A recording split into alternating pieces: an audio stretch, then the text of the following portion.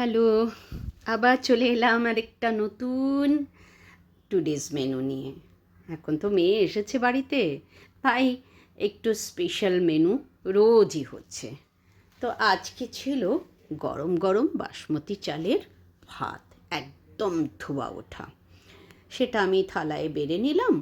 তারপরে নিয়ে নিলাম, আমার মালি দাদা সবসময় আমাকে কাঁচা পেঁপে দিয়ে যায়, সেই পেঁপে আর আলু সেদ্ধ একটু কাঁচা লঙ্কা সর্ষের তেল দিয়ে মেখেছি, সেটা দিয়ে দিলাম।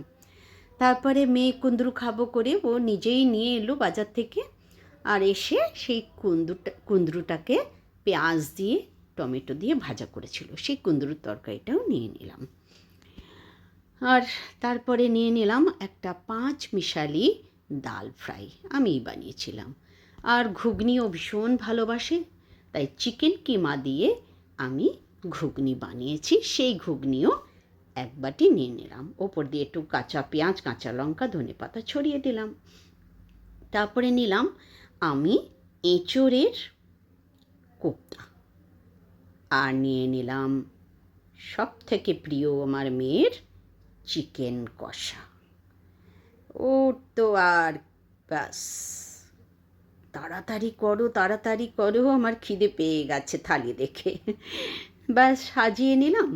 এইবারে পালা হচ্ছে একটা কাঁচা লঙ্কা আর অবশ্যই একটা লেবু। এই লেবুটা আমার গাছেরই লেবু, কেন লেবু না হলে একটু গরমের দিনে না ভালো লাগে না, তাই একটু লেবুও নিয়ে নিলাম। ব্যাস হয়ে গেল।